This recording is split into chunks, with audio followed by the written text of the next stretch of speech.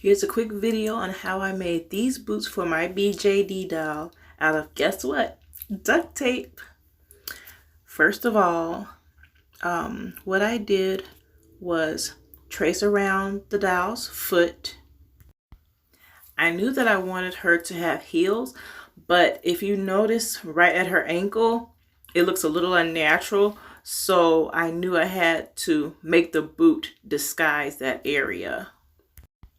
So after I traced her foot, I designed a boot that would disguise the shape of her ankle. This is a rough draft of the design I came up with.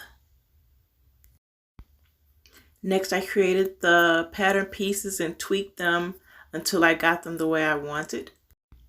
Next, I traced out all the pieces I thought I'd need onto a piece of printer paper.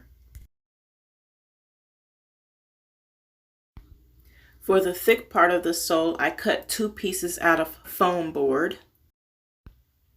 I cut pieces out of paperboard for the very bottom of the sole, as well as 4 pieces of the sole and then 2 pieces of the heel part out of the paperboard.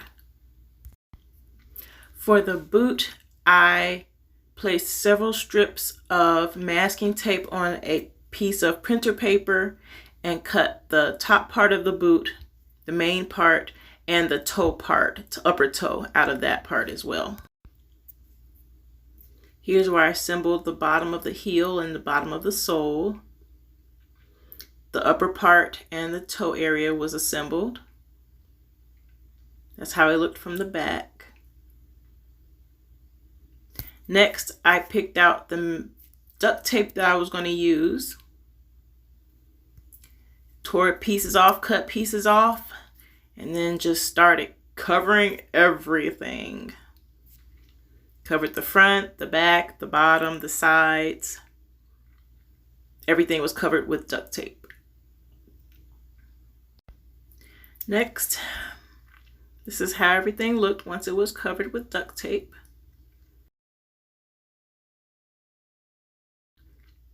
Then it was next time to assemble everything. The bottom of the sole, the middle part with the heel, and that top part. Everything was glued together with hot glue. After that, it was time to bedazzle it. I went a little overboard, but she likes it and so do I.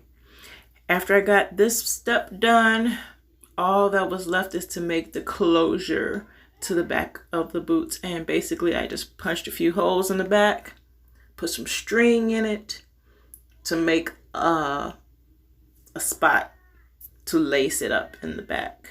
By this time I was tired of making these boots, so I wanted the easiest closure possible that didn't take a lot of time. I bent the sides a little bit so I would kind of know where I wanted the lace holes to go.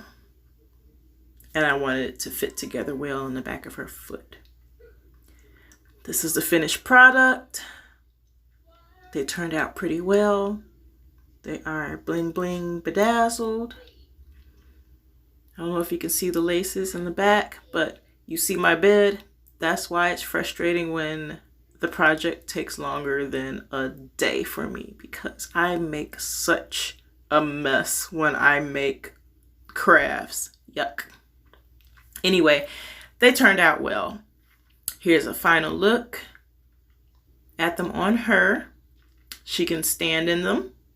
They turned out pretty well. And now she just needs a corset or bustier to match.